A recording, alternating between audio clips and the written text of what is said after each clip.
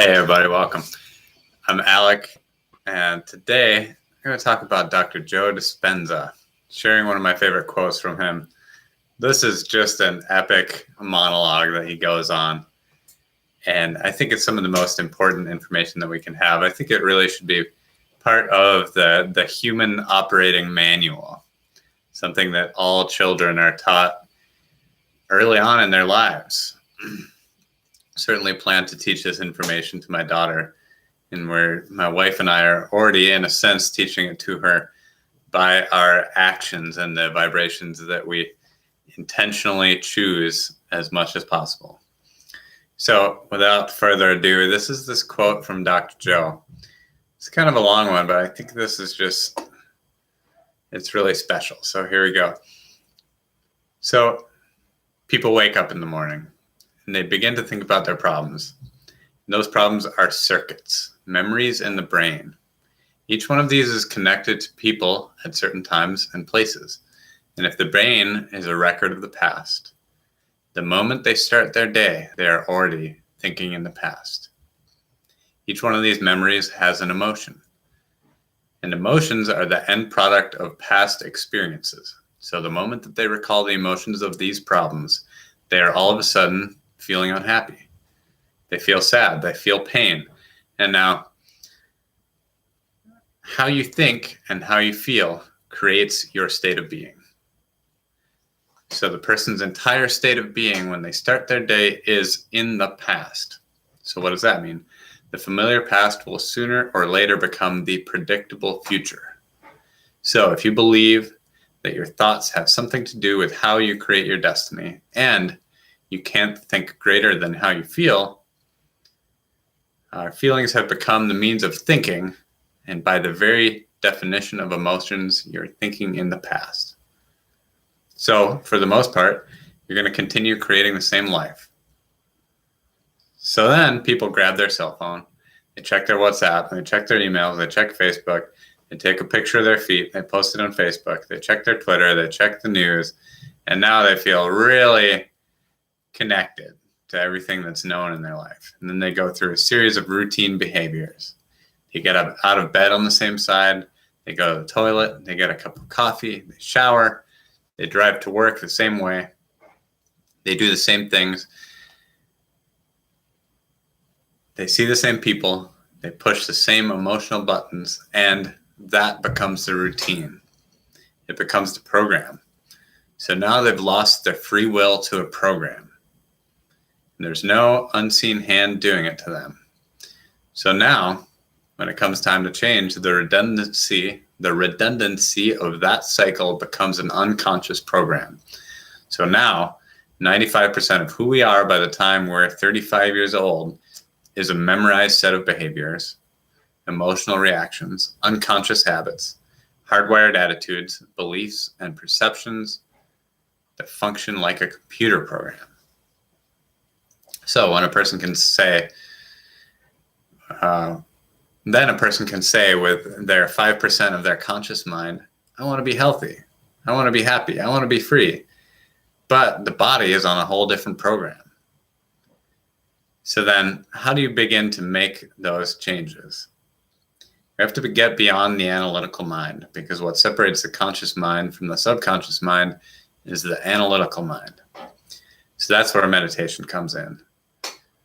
Because you can teach people through practice how to change their brainwaves, slow them down. And when they do that properly, they begin to enter the operating system where they can make some really important changes. But most people wait for a crisis or trauma or disease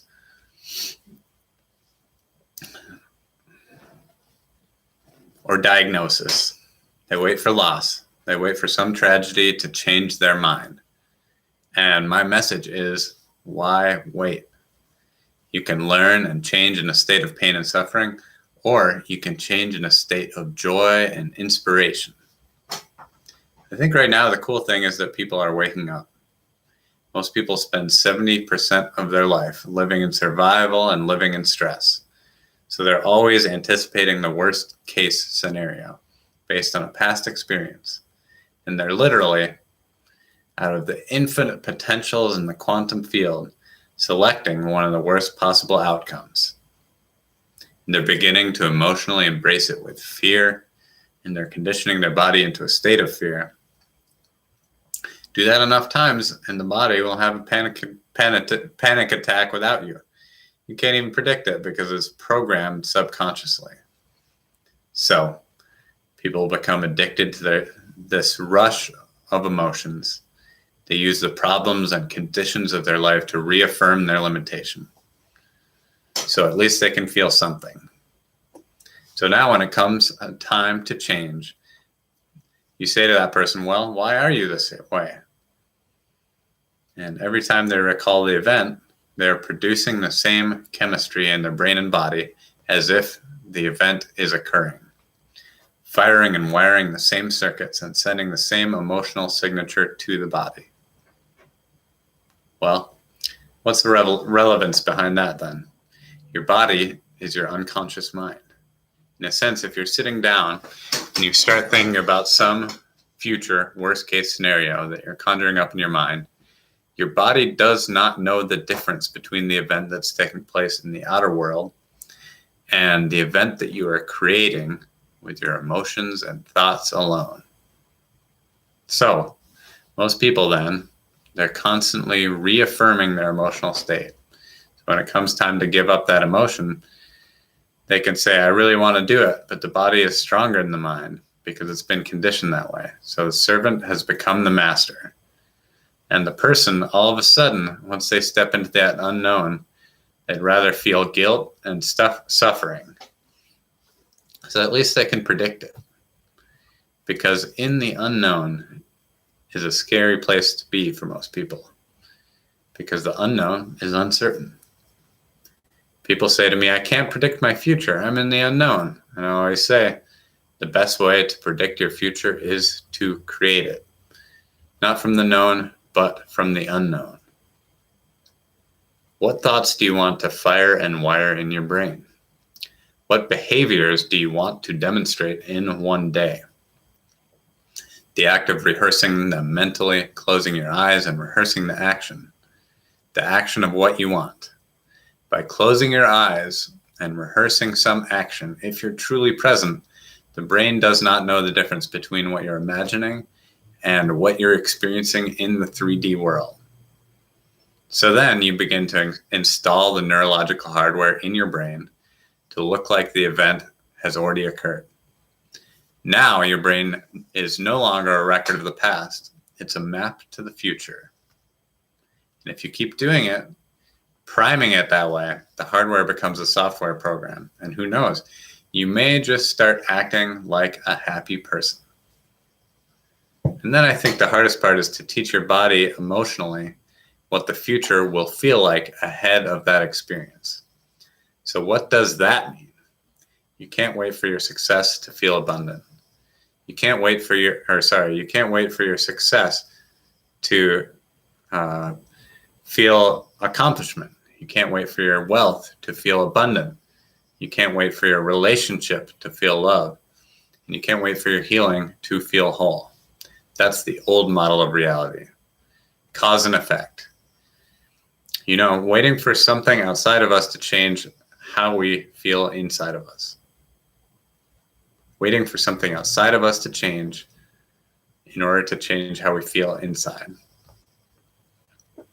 When we feel better inside of us, we pay attention to whoever or whatever caused it. But that means then is that from the Newtonian, what that means then is that from the Newtonian world, most people spend their lives living in lack, waiting for something to change out there. The Newtonian world is all about predictable. But the quantum model of reality is about causing an effect. The quantum model of reality is about causing an effect. The moment you start feeling abundant and worthy, you are generating wealth. The moment you're empowered and feel it, you're beginning to step towards your success. The moment you start feeling whole, your healing begins. And the more you love yourself and all of life, you'll create an equal. And now you're causing an effect. And that's the difference between living as a victim and saying, I am this way because of this person or that thing or that experience. They made me think this and they made me feel this way. The moment you switch that around, you become a creator. And you say, my thinking and my feeling is changing an outcome in my life. Now that's a whole different game. We start believing more that we are creators of reality. And most people, when they have a thought, they think that's the truth. I think one of my greatest realizations in my journey was that just because you have a thought, that doesn't necessarily mean it's true. So if you think 60 to 70,000 thoughts in one day, and we do, and 90% of those thoughts are the same as the day before, and you believe that your thoughts have something to do with your destiny, your life is not going to change very much following that pattern, because the same thoughts lead to the same choices, and the same choices lead to the same behaviors, and the same behaviors produce the same experiences, and the same experiences produce the same emotions. So then the act of becoming conscious of this process, to begin to become more aware of how you think and how you act and how you feel, is called metacognition. So then why is this important? Because the more conscious you become of those unconscious states of mind and body, the less likely you will go unconscious during the day. And that thought is not going to slip by your awareness unchecked, because it means to know thyself.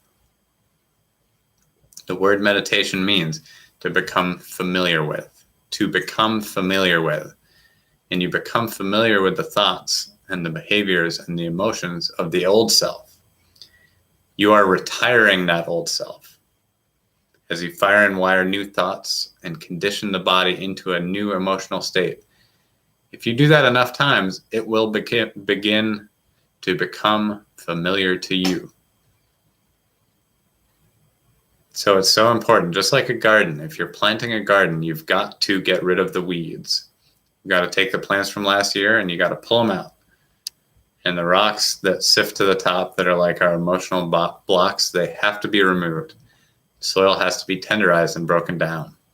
We have to make room to plant a new garden. So primarily, we learn the most about ourselves and others when we're uncomfortable. Because the moment you move into that uncomfortable state, normally a program jumps in. When that program jumps in, it's because the person does not want to be in the present moment and engage it consciously. If you're not being defined by a vision of the future, then you're left with the old memories of the past. And you'll be predictable in your life. And if you wake up in the morning and you're not being defined by a vision of the future, as you see the same people and you go to the same places and you do the exact same thing at the exact same time, it's no longer that your personality is creating your personal reality. No, your personal reality is creating your personality. Your environment is controlling how you think and feel unconsciously, because every person, everything, every place, every experience has a neurological network in your brain. Every person produces an emotion. So some people will use their boss to reaffirm their addiction to judgment. They'll use their enemy to reaffirm their addiction to hatred. They'll use their friends to reaffirm their addiction to suffering. So now they need the outer world to feel something. And so to change then is to be greater than your environment, to be greater than the conditions of your world. And the environment is that seductive. So then why is meditation the tool? So let's sit down, close our eyes, disconnect from your outer environment. So if you're seeing less things, there's less stimulation going on in your brain. If you're playing soft music or you have earplugs in, there's less sensory information coming into your brain. So you're disconnecting from your environment. If you can sit your body down and tell it to stay like an animal. Say, I'm going to feed you when you're done, and you can get up and check all your texts when we're done. But right now, you're going to sit and obey me. So then when you do that properly and you're not eating anything or drinking anything or smelling anything, you're not up experiencing and feeling anything, you'd have to agree with me that you're being defined by a thought, right? So when the body wants to go back to its emotional past, and you become aware that your attention is on that emotion, where you place attention is where you place your energy. You're siphoning your energy out of the present moment and into the past. And you become aware of that. You settle your body down into the present moment because it's saying, well, it's 8 o'clock. You're normally upset because of traffic at this time. And here you are sitting where you used to feel angry. You're off schedule. Where you're saying it's 11 o'clock and you usually check your emails and judge everybody. Well, your body is looking for that predictable chemical state. Every time you become aware that you're doing that and your body is craving those emotions, you settle it back down into the present moment. You're telling the body it's no longer the mind, that you're the mind. And now your will is getting control. And if you keep doing that over and over again, the moment that happens, the body is no longer the mind. There is a liberation of energy. We go from particle to wave, from matter to energy. We free ourselves from the chains of those emotions that keep us in the familiar past.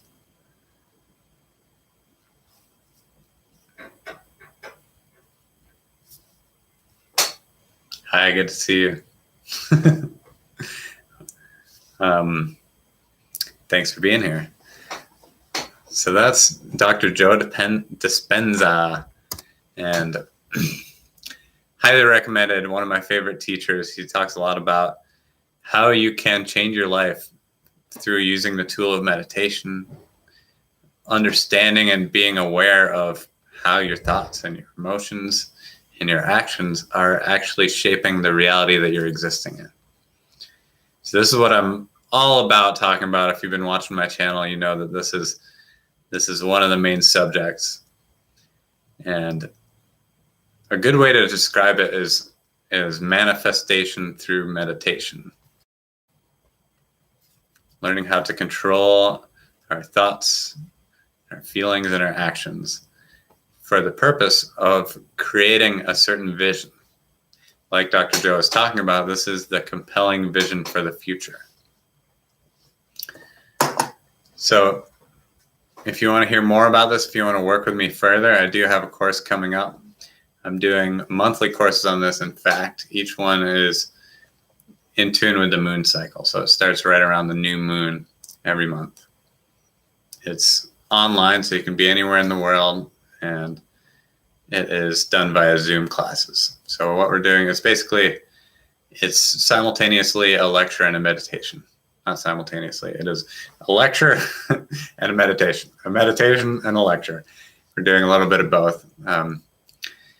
Basically developing a practice that you can use to continue to further this in your life and to manifest certain circumstances, to intentionally create the reality that we're existing in.